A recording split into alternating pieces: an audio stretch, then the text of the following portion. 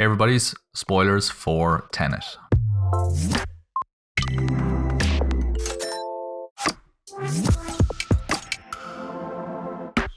Hey everybody, welcome to another episode of the Script Department. I'm John. I'm joined today by Asim to talk about Christopher Nolan's Tenet. Before we get into that, do check out our website, thescriptdepartment.net, for all the latest projects that we get up to, including script readings from our global network of screenwriters. We're also expanding our podcast network with a load of new shows coming out soon, so do check out all the latest stuff there. Also, find us on social media. Links are in the description. And if you haven't already, do subscribe to our podcast. Just search for The Script Department, wherever you get your podcasts, for daily episodes like this. Asim, so we're talking about Tenet. I've been secretly looking forward to this discussion more than I think the other films. This isn't my favorite Nolan film, but it is the one I think I could talk about forever. And we'll try and keep this under an hour for everyone's sanity, because it is a confusing film as well. You just saw this for the first time recently. Yes. What was your experience of watching it?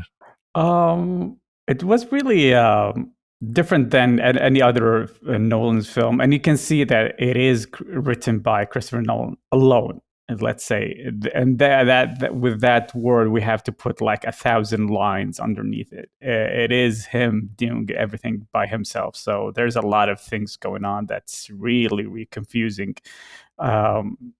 So it is entertaining until maybe the 45 minutes, 50 minutes in. Then after that, everything just goes chaos. You don't understand what kind of timeline and what time are we in? Are we in the present? Are we in the past? Are we in the future?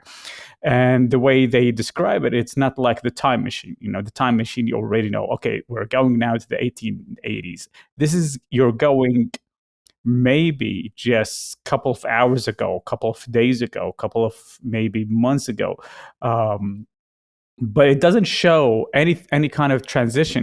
They have the same clothes, they have the same everything. It's just their way of portraying the event is differently. They try to bring it, instead of you're the entire event here with it, then they do it in another way. It's like reshooting it, but from another angle, and they reshoot it for the third time from another angle, which is the 3 timelines that they're trying to convey.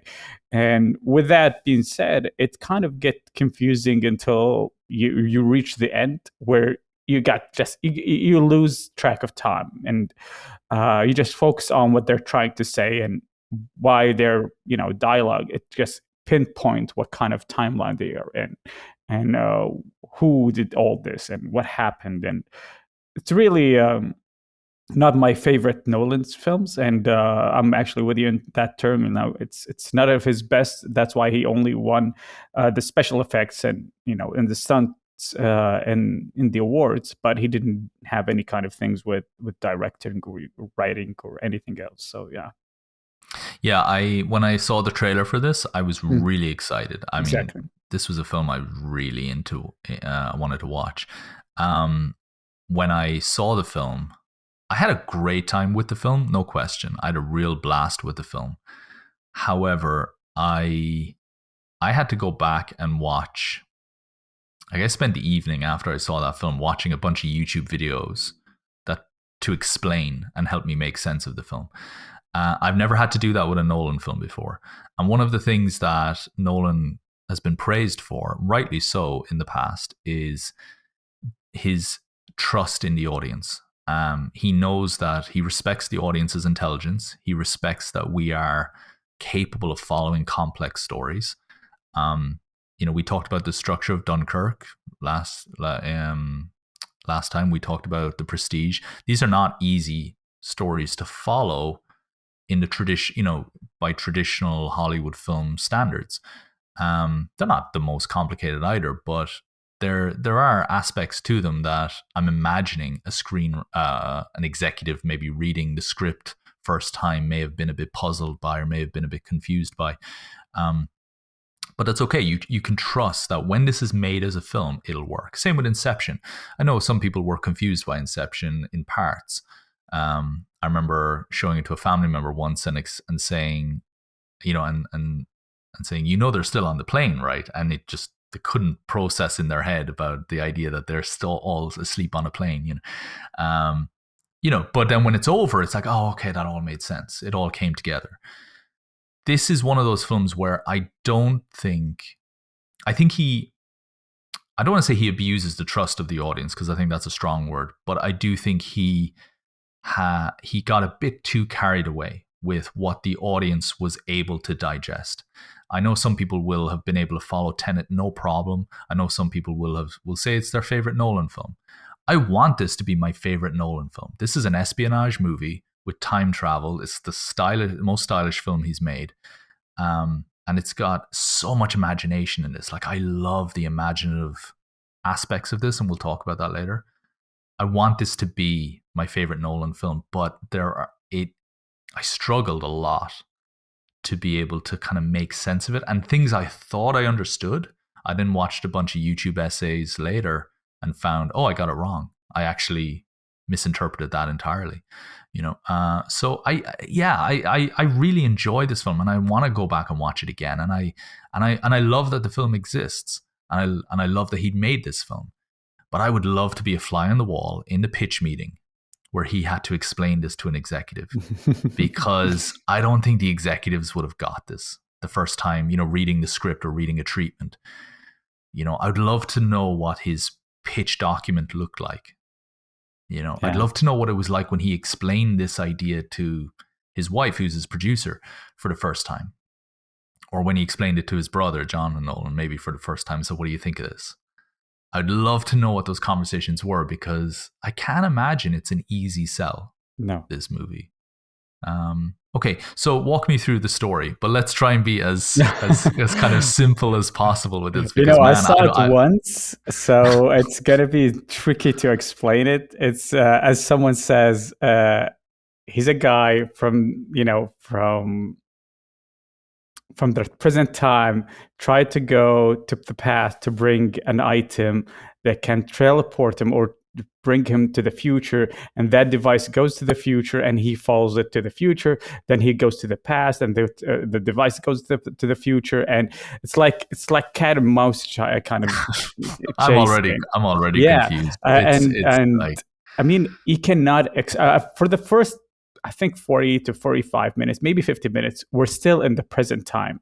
But there is some indications that they already have the device from the future and they're trying to retrieve it from the future. So we understand that there is another parallel universe. There is this timeline that we're going to go to, but we don't understand how does it work. There's no time machine that it actually resembles how to go there.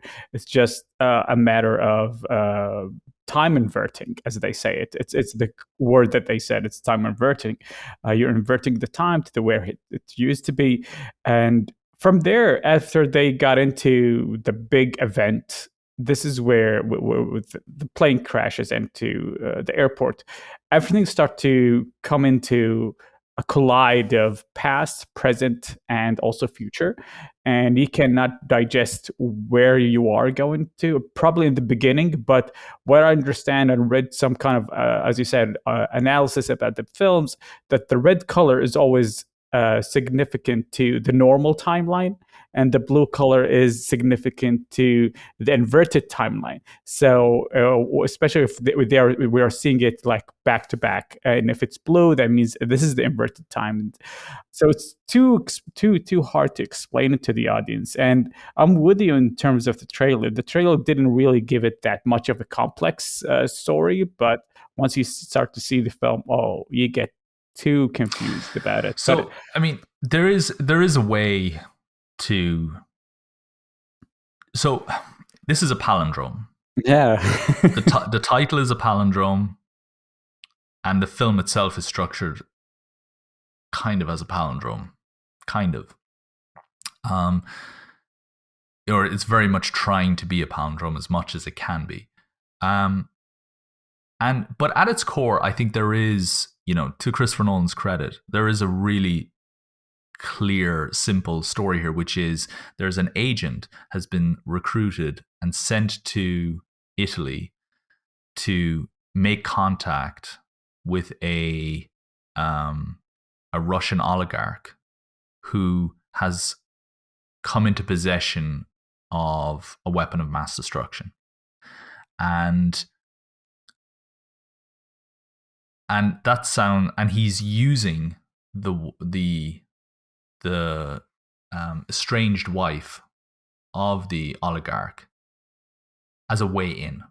And in doing so, he ends up helping her get out of that abusive marriage, and that marriage where she's a prisoner, for the good of her son, and rescue her and rescue the son and free the son from this family as well.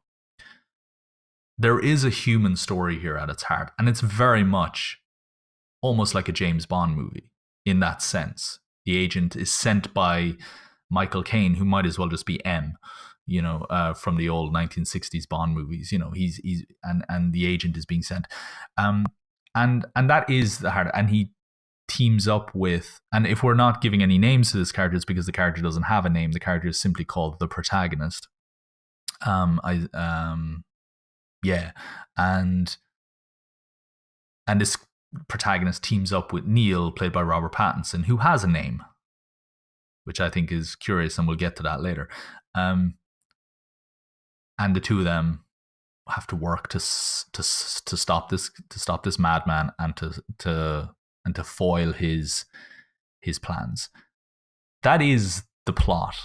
But the problem is that it gets all tied up in the structural aspects of it being a palindrome, where for the first half of the movie, it moves in one direction, and in the second half of the movie, it moves in a different direction. And it all works for the most part, but it takes a lot of processing after the fact. After the credits roll, you have to really retrace your steps to get the full enjoyment out of it, I think. Like when I came away thinking, wow, I love that film, but I don't think I got everything I'm supposed to get out of it. And then when I watched the YouTube essays, I was like, oh, wow, that is actually really clever. I never caught that. But then I was kind of annoyed at myself that I didn't catch that. Or more, I was probably frustrated with the filmmaking that I didn't catch that, So I think that's the story. And then in terms of the idea of it being a palindrome, do you think that overshadows the story, or do you think it hurts the story? Do you think that, how do you feel the structure ultimately ties in? Like, how essential is this structure to the story, or is it just a gimmick? I think it's a very simple line of a story. It's you have to go and retrieve the device that can destroy the entire world, or let's say, as they call it, it will start World War III. From that Russian guy. So it's a retrieval espionage kind of situation, like James Bond. You have to go and deal with this maniac who's have the power to destroy all over the world. But the way they actually streamlined it, this is like very, very low in terms of being clear on that, that string of storyline. So they only have that kind of layers that makes it too complex to make it a palindrome, And with that, it doesn't really serve the story much more than it serves the visual, the spectacles, And I think it's one of the best spectacles that we've seen in recent time. Like it's similar. If we see it, it's similar to when The Matrix came out, with the bullet thing. So it's new. It's a way of seeing something different, and how to retrieve the time, or retrieve time, invert time by the events themselves. And with that being said, it's not really complex in terms of why he's going to do it. It's just complex in terms of how it's going to be done. It's always how it's going to be done. That's where it's really complex, and the more complex are the characters. Some of them are injured. Are they going to die? Are they going to die? Like with the Russian wife, and how she's almost getting killed, and they have to retrieve her to the past to get a week instead of just 2 hours. So with that, they're trying to save her. And what I love about it is also how they actually brought two characters, the same, like you as a character protagonist and the other protagonist in the same scene, but it's there. This is a different timeline, and you are a different timeline. With this, you start to realize that there is this very thin explanation about, okay, this happened before, this has happened, and so it's like when you're saying a story, but every time you have a different point of view on when to say it and who said it and who's actually telling the story. It's, I think they jumped so far away with how many people saying the point of view of the story that kind of got lost in the middle. Yeah, I know it's the point of view from the protagonist, but a lot of the time it shifts between Neil and there's this other I think it's like an MI5 British soldier. Then we go to the wife. Then we go to the Russian guy. So there's huge, transition from different point of view, which makes you kind of lose track of time. And I think this is a clever way to, try to make your mind work more about, fixing these timelines together as well. Yeah, there's definitely, you see, you mentioned the characters. I think there's some really great characters in this story. I think it irritates me that the protagonist is simply called the protagonist, that we don't have a name for that character. It just feels like, well, come on, like you couldn't have just, I mean, the actor is named John David Washington. You couldn't have just called him John. I mean, I don't know. Like it feels like Nolan was more interested in getting the structure of this story down than he was in getting the characters of the story down. I think, the Kenneth Branagh's, sorry, I'm just opening up. I'm always terrible at remembering names. Kenneth Branagh doesn't even appear on IMDb here for some reason.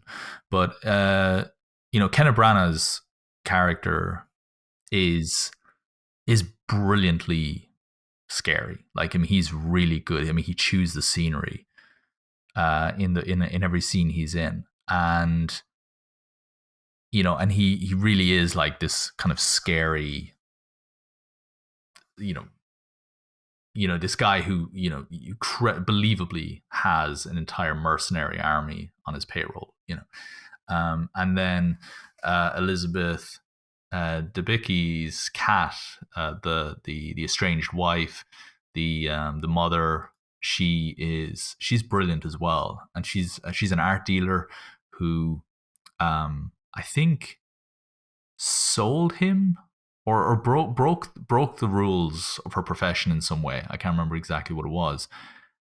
In order to sell him some art, and then he blackmailed her with that, which is so nefarious, Then you've got Neil, played by Robert Pattinson, who is the standout character, I think, in this movie. And it's funny that I think now Robert Pattinson is playing Batman. This is the character that's going to define him for the next 10 years, I imagine, if they make more, which I'm sure they will.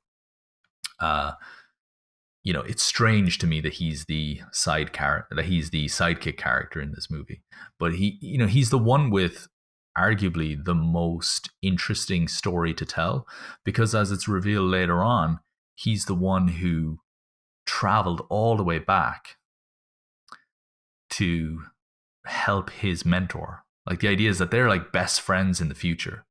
So there's in the future, you can imagine John David Washington as a much older man, maybe being more akin to his father, Denzel Washington, which is amazing, isn't it? That's Denzel Washington's son. Yeah, there's father and son. Yeah. But you could imagine him looking maybe more like his father now, and Robert Pattinson, them being like best friends. Like, there's a whole like, in my imagination, there's a sequel to this set in the future where it's Denzel Washington, not John David Washington. But I love that idea that he's come all this way back, and John David Washington is left in tears by the end of the film, knowing that he's had this whole life with this guy that he hasn't experienced yet. Some really wonderful character design, but it does feel like we're shortchanged on some of those characters, and that we don't really get the, like, I think one shot, one glimpse of an older John David Washington with Robert Pattinson of a different age in the future would have been amazing. Just one clip, you know. We see it in Inception, you know. We see those moments where you see DiCaprio and Marion Cotillard as with kind of prosthetics, you know, to make them look older, and it's haunting, you know. It shows just how long they've been in that world.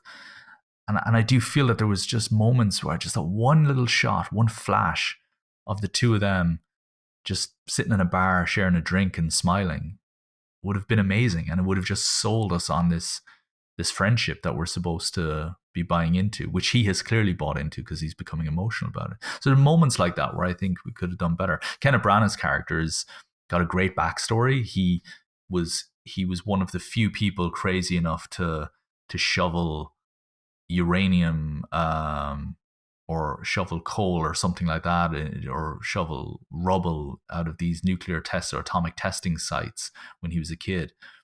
And, you know, everybody else was afraid to because they would get radiation poisoning. And he was like just so desperate to just get out and earn a living or whatever. And he finds a satchel of gold. He finds a box of gold in the ground, isn't it? And then he kills his friend. He kills his friend to keep the gold for himself. And I just thought, oh my God, there's something so tragic and dark, just all imbued in that one moment.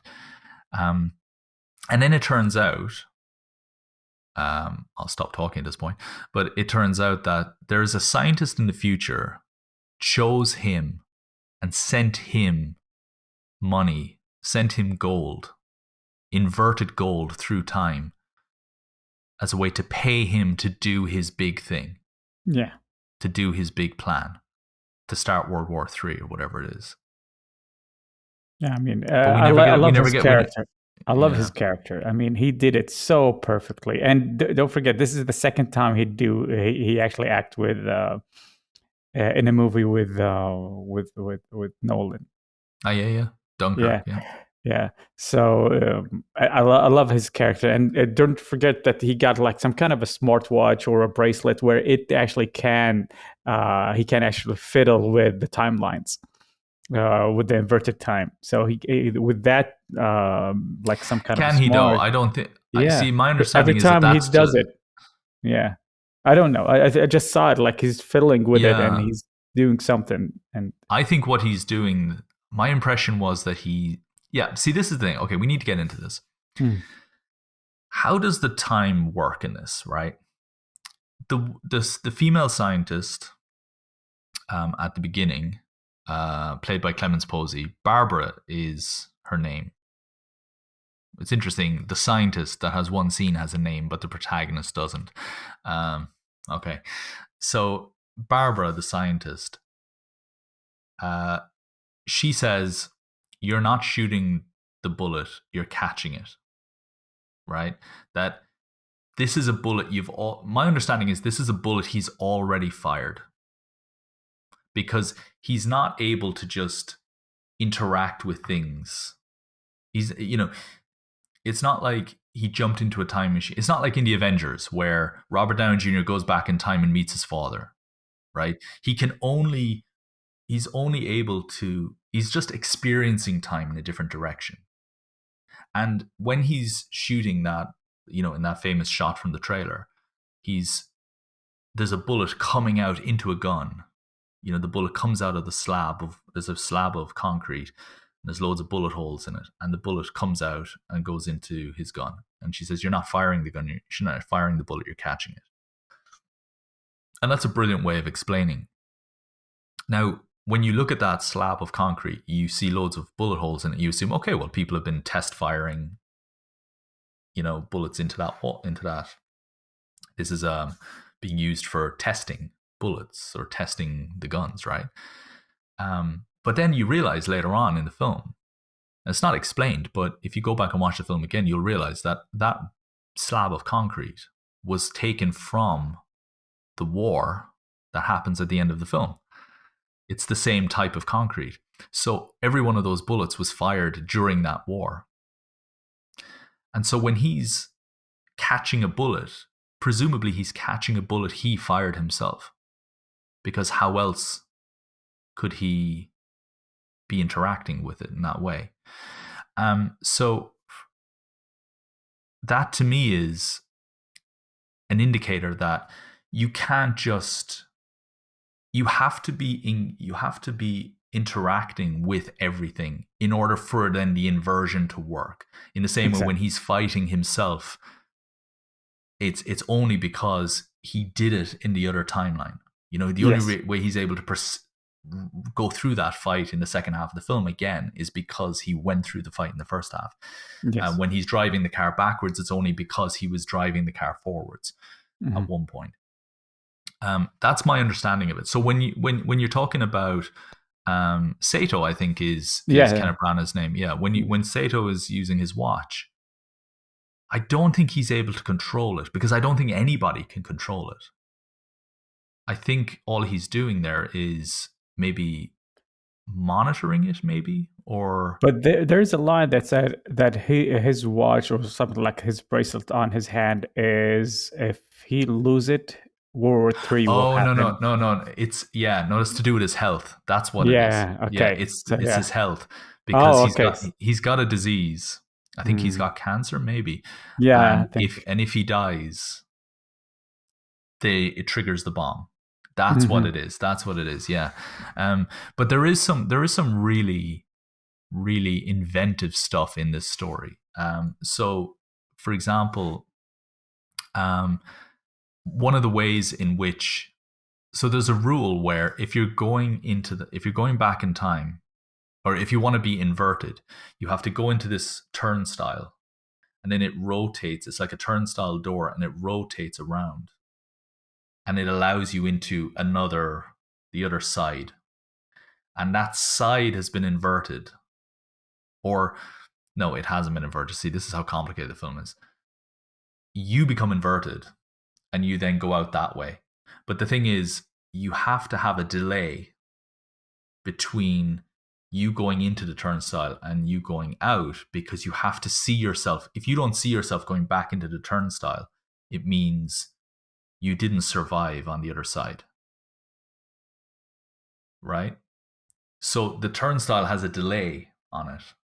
So rather than just being a door you walk through, where you just get blasted with whatever and you invert, you have to, there's a delay. The turnstile creates a delay so that you can see yourself emerging from the turnstile, or you can see yourself going back in. It's very confusing, but it's incredibly imaginative. And I don't think I could ever come up with stuff like that in a million years. Like, that's the thing I love about it. Like, it annoys me that I can't even explain this stuff now. I've seen the film like 3 times and I can't explain it here coherently, and it sounds like I'm rambling. I apologize to our listeners if they're just bored from all these kind of convoluted explanations. But I also love the idea that there's a film with this much imagination in it, that he obviously got a bunch of whiteboards and started figuring out ways in order to allow these characters to do the things in this world. But even as I'm explaining this, I'm like, that doesn't make any sense. You know? So I don't know. I mean, even with the last scene where it's like they are in a war, it's already been set before that, when the helicopter came down with, you know, these huge, massive shipments with, and there's soldiers inside them, and how they're trying to retrieve their lost. I think they got kind of lost in that war, in that battle, and they try to retrieve it because they want to do something different. They want to retrieve that time machine, or let's say that device that control the entire timeline. And the surprise was, it's just how these characters work together to achieve that goal. And there's even small characters, supporting characters, although they have been like for 5 minutes, but their action to the cause was much more stronger than any kind of supporting characters we ever seen it in movies. And they are fatal to the event as well. And I think it's also one of the best movie that, if you consider like diversity in terms of ethnic groups and different skin colors and all that. And I like how they moved from Mumbai to Italy to London, then to all these places where it's different with their geography and also their people and language and culture. And it gives so much about how this timeline also works. And yeah, I mean, it's interesting to see it, but it's confusing at the same time. But I think if I see it for the second or third time, I will understand much more than just seeing it from the first time. But still, it's enjoy, and it's a very joy to watch it. But because I was trying to watch it, so not just to do this this podcast video, but also to write an article about it. I was so concentrated trying to understand what's really going on. So I think that's why my brain was going haywiring. But I think if I saw it for the second or third time and I'm relaxed, just to enjoy it for the sake of enjoyment, I think I will observe it much more easier. And but yeah, I mean, it's interesting to see how it is in terms of entertaining and also special effects and the fight scenes and how they did these reverting actions as well. And I love how they interfered with, especially with the car chase. Our protagonist was in a car and he had the device, and how he actually gave it to Saito. Then on another scene where he goes back and drives another car where it flips, that car that flips, and how it's actually affecting everything else, and he discovers something new in that flip. So I love how it's been done. But That's the thing. yeah. I love how it's been done as well. I really do. There's even the title Tenet has a meaning within the film. It's not just, at the beginning he says, all I can give you is one word, Tenet. Yeah. And then at the end of the film, you realize that these two groups, the red group and the blue group, they're both going in at the same time. And the blue group is inverted and the red group is obviously in normal time. And they've both got 10 minutes. And you've got John David Washington's watch is counting forward to 10, and then Robert Pattinson's watch is counting backwards. Yeah, to that's smart. 0. I like how it's ten done. net. I mean, it's that is genius levels. Like, those are the moments where I can imagine the executive not being like, can't follow what's going on in the pitch, and then Nolan explains that, and then the executive goes, bravo, give him all the money he wants. Those are incredible moments where you just think, okay, it's worth it. Like, I'm confused, but it's worth it. Like, it's so worth it, just because you get these little moments every now and again where you're not shooting the bullet, you're catching it. Wow, my brain is blown here. And then you go and watch 10 and then net, and it's like, yeah, okay, wow, how amazing. This is so clever. And they're sorry, I was just looking for my notes here. There are some really interesting plot theories that have come forward as well in the film. Right. So the smallest, I guess the most insignificant theory is the idea that the woman, the scientist in the future who is causing all of this. So the idea is that there's a woman in the future, a scientist. I don't know if they refer to the scientist as a woman, but they may use pronouns to describe. I'm not too sure, but they say a scientist in the future is causing all of this. And I thought, oh wow, that's so interesting. Maybe we're going to get to meet this scientist at some point. You only learn this like later in the film, but I thought maybe we're going to get to meet the scientist, but you never do. And I thought, that's so strange, that like, you've got this villain in the future causing this problem, and we never get to even see the person's face. And then I was thinking, maybe Clemens Posey, the scientist at the beginning, Barbara, the woman who says you're not shooting the bullet, you're catching it, maybe she's the woman. Maybe she's the scientist. Because when you look at her in this, when you watch that, her performance in that scene, first of all, Clemens Posey is a very well-known actor. You know, you could have cast anybody, but you chose this very well-known actor. But also, she's got this. She's the only scientist in the film, as well. She's the only scientist we see in this film. But third, she's also performs it in a way. She delivers her scene in a way that's almost like she has no sense of humor. You get the feeling like she does not smile. She is very serious. She takes this very seriously. This is a very concerning thing. And then he asks her, what do you think we're seeing here? And she says one of the best lines in the film, the detritus of a coming war, which is like a paradox, you know, the detritus of a coming war. She knows what this future is going to look like.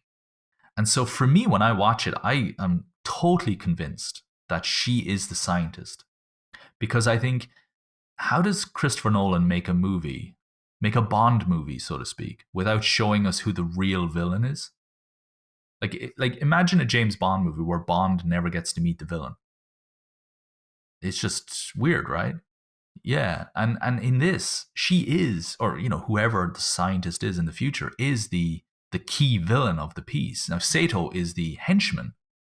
Sato is the one that we have the vested interest in kind of resolving, but for the good of Kat and the son, but or defeating for the good of Kat and the son. But he's not the mastermind. Somebody else could also have been employed as well. Like, you know, a great Bond villain will never, or a great, you know, movie villain will never put all, like the Joker isn't going to, as he says, isn't going to bet the soul of Gotham in a fist fight with Batman. He's got Harvey Dent, you know, like he's got his plan B, you know. And I can't imagine that this scientist in the future, whoever they are, has this big grand scheme to start a war using this technology and just puts all their eggs in one basket. I'm imagining there are more. So it's strange to me that we would see this, that we would never meet this overarching nemesis. But it also makes total sense to me that, yeah, we did meet her. We just met her at the beginning of the film rather at the end, because this is a time travel movie. So in a typical Bond film, you would meet the big bad guy at the end. You know, if it turned out, let's say, M was the bad guy all along in the Bond movie, I don't know. Or it turned out that Ethan Hunt's boss, you know, in at the bureau or wherever he works in Mission Impossible, turned out to be the villain. You know, you'd only know that. You'd only confront that character at the very end. But it's almost like in this time travel movie where the rules are all flipped. We're meeting this character at the beginning. Yeah. You know, so I'm fully convinced that Clemens Posey is the bad guy, and it's almost as if she's teaching herself how to use this technology. As in, what I mean by that is, Clemens Posey in the future is sending this stuff back so that Clemens Posey in the past can learn how to then weaponize this technology for the future. Oh, okay. You know that kind of thing? It reminds me of a new film called The Adam Project with the Ryan Reynolds. Have you seen how the scientist, like with Ryan Reynolds' father, Mark Ruffalo, he invented this time machine? Then his let's say co-founder with him, or the same scientist, she's a girl, a lady, she killed him in a car accident. It's a made-up car accident. Then she actually become a billionaire, and the way she did it is because she used the time travel to go to the future and become who she become. Then she start to visit her old self and tell her, okay, you have to go and buy these stocks, you have to go and buy these, you have to do this, you have to do that. Yeah, I think now I understand how it's really going on as a circle, as you said. I think with the Adam project, they actually took that kind of thing and just wanted to work on it or tweak it a little bit for their project. Maybe they were inspired by that. Maybe. Yeah, yeah. But the okay, I got one more theory for you. Mm-hmm. Is Max the boy? Is he Robert Pattinson? Max, the boy, Rob So Pattinson. the cat's Cat's son. Yeah. Yeah. Well, so I don't know, maybe. the reason why I say this, and this is a theory that's floated around on the internet.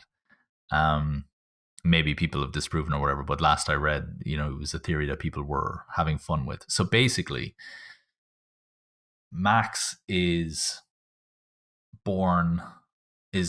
Sato's son. Mm-hmm. So he would have, he might have a Russian name. And so instead of Max, maybe his name is Maximilian. Mm. And if you take the last few letters of Maximilian and invert them, you get Neil. Ah, okay. And it would, I feel like, I think somebody did the calculation. The age matches up a little bit as well. Oh, okay. Now, maybe it doesn't, but I feel like the age does match up, where if you were to fast forward 20 years or whatever, you would then be at a point where Robert Pattinson is of the right age to then go back. I don't know. Okay. But then there's some lines in the dialogue between the two of them. Might incite about this kind of thing. This will reinforce it even more. At the very beginning of the film, Robert Pattinson saves the protagonist in the opera house. Yes. So he's got the bag. Somebody shoots a bad guy and runs away, and he's got the mask on. And the protagonist notices that there's this little pendant hanging from the rucksack. Yes. And then at the end of the film, he notices the pendant on the rucksack again. He's like, you're the guy who saved me at the opera house, right? At the end of the film, Kat is waiting for her son outside the school. And the two agents, I think they're from India, are they? Yeah. And they're waiting in the car, and the protagonist shoots them both because they're going to kill Kat and the son. And he kills them both. So at the beginning of the film, Neil is protecting the protagonist. And at the end of the film, the protagonist is protecting the boy. Mm. And so if you buy into the idea that he's Neil, a young Neil, then it's a palindrome.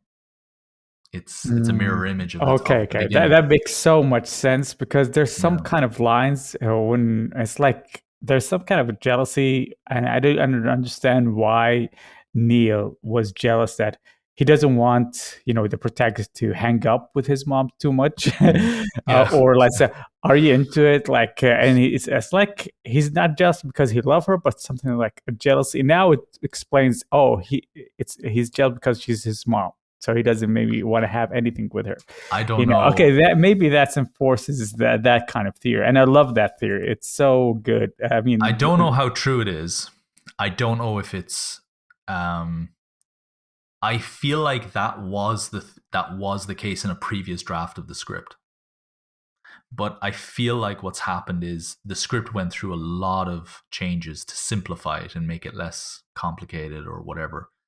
And that was one of the things that got cut. I feel like that's what happened, because there are too many parallels. There's too many things that line up to suggest. The thing that goes against that theory.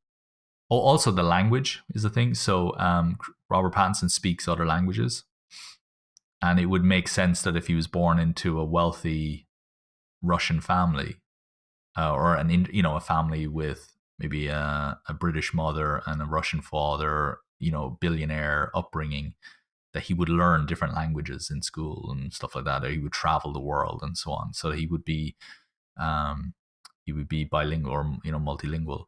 So it there's just a lot of things there that make sense, but it does the one thing that kind of goes against the idea is that, and this is the problem I have with the film overall, is that there is an inconsistency in the rules of the film. Yes. If when they go backwards, after Kat has been shot. Yes.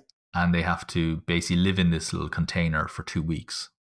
They spend 2 weeks in this container, which Yeah. is kind of foreshadowing lockdown, isn't it? When you think about Yes. COVID quarantine and stuff like that. But anyway, so they have to.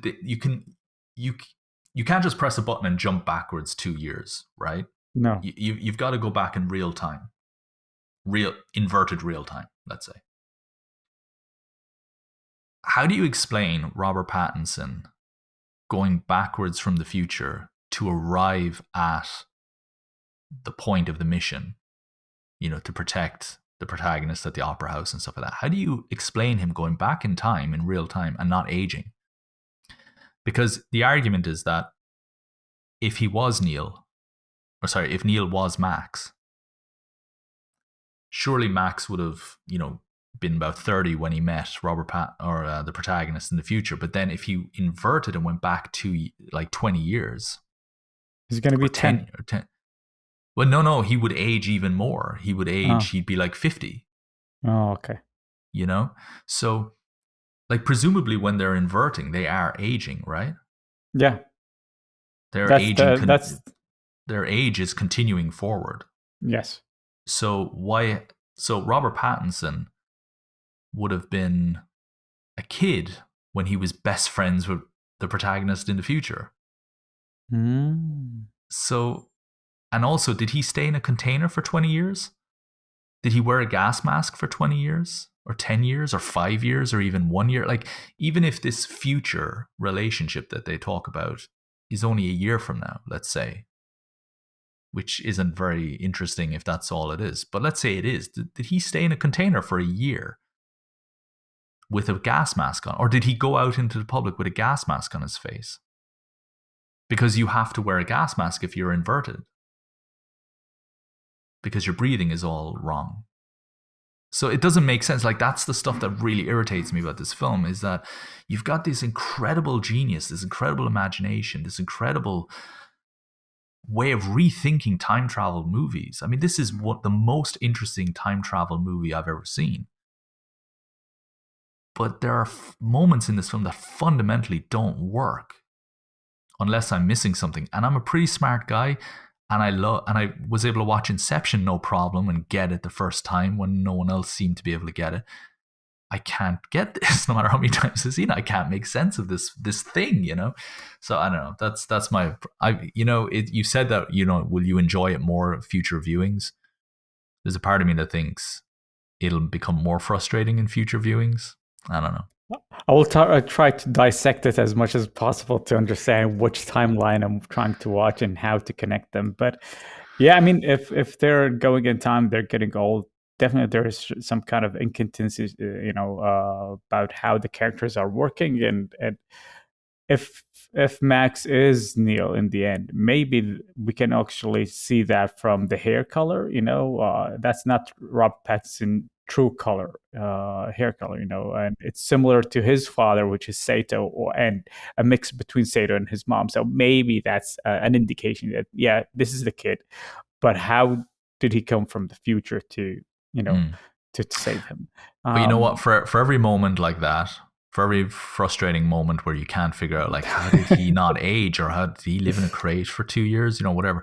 For every moment like that, there's an equally brilliant moment, like, for example, Kat jumping off the boat, and her past self seeing it and thinking it's like a mistress, or an affair, or somebody he's cheating on her with. And that stuff is brilliant. That stuff is so beautifully crafted.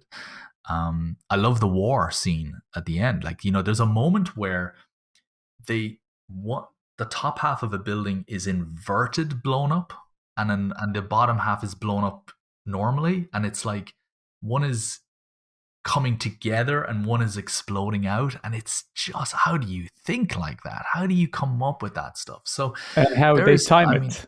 Yeah, exactly. How do you film it? How do you coordinate it? How do you, so there is so much mind-blowing, just brilliance. I saw a clip of on social media of Kenneth Branagh. He had a whiteboard, or he had a sheet of paper or something, and he was writing his dialogue backwards. Like he was writing it phonetically backwards, so that he could say it. So like what you're watching isn't him speaking and it being played backwards. It's he's he's actually acting it. He's saying it in the way it's recorded on. Like there's so much effort that went into all these different things that you just can't help but applaud Nolan for just raising the bar continuously. He's so good at this stuff. But I do think, in my heart of hearts, I do believe that this was a bigger film, that this was maybe a 3-hour film that would have made total sense.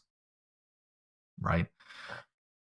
I think there's a 3-hour movie here, or a 3-hour script that works perfectly, where we know who the scientist is, where the scientist's rationale makes sense, where we learn how he went backwards in time without aging, where we learn, yeah, he is Maximilian, for example, or he's not, who cares? But we get these definitive explanations, and we don't need the video essay to make sense of it afterwards. But I do feel he probably pitched this to maybe Emma Thomas, his wife, or maybe his brother, or an executive, or somebody he trusts, or maybe to an actor, and the feedback probably forced him to kind of rethink and simplify and cut stuff at the expense of clarity. And maybe it was a case where he just couldn't get the money for it. Maybe it was a case where, look, this is just one plot point too complicated for an executive to gamble on. I don't know. Maybe, I don't know. So I do feel maybe in a parallel universe, there's a 3-hour cut of this film that is his masterpiece. Do you think this is? Where do you put this in the Nolan catalog? Not in terms of ranking, but just, is this up there with his best work? Is this his worst film? Is this the film that? Is this a film that you will watch again, or like where do you put I this would film? watch it again. I will put it in the middle. I don't say it's maybe it's the best film in terms of the technology that's been used to do the inverted time. And he's talking about inverted time. He's not talking about time travel, which is a huge difference in terms of how we actually anticipate and dissect the understanding of time travel. But for sure, it's not the best. For me, it's I think The Prestige is one of the best things. We talked about it later on, and it actually have a similar time travel and all that, and we're going from time to time. But it's so simple, you can actually track it down. And but I think it's a way to explain Nolan's kind of point of view about new things and how to explore things in terms of Tenet. And even the title, if you see it, it's already been inverted. And I would say, even with the protagonist having just the name of protagonist, does that mean there's another theory that because he's from the CIA, does that mean that he's not the only one who's doing the mission? That's why they didn't put a full name for him. Is there a different, maybe a copycat of the protagonist doing the same thing? So, it's a huge theory. I'm just trying to see if that's true or not, because you don't understand the CIA, how it works, and they're not really clear. I mean, I think that's one way he want to explore that kind of theme, that there's no clarity in the CIA. They're not like the MI5 or the MI6. There, okay, we have James Bond, deal with him. It's a very clear cut, and he's open to explain to himself and explain to the people, oh, I'm James Bond. He doesn't care about being try to hide or try to work in the shadows. He's not like, but the CIA, even the name they didn't give him. So that means that maybe there is something more than that, maybe. And we realize in the end that he is the mastermind of how to get to this, all of it from the beginning, but he's not the evil guy. I do think that if there's any film, and I include the Dark Knight trilogy in this, if there's any film Nolan has made that has the potential for like a TV series spin-off on HBO or something, or a series of graphic novels, or a video game, or anything. I think this is it. I remember when Inception came out, there were talks. There were rumors that there was going to be an Inception video game, things like that. No, this is the movie that you turn into a game. This is the movie that you do the graphic novels, the other agents, the future, the past, that kind of stuff. This is there's a whole world of people who know that this technology exists, that use this technology regularly. We see the soldiers inverting and all that, and this isn't their first time inverting. They even have a name. It's like they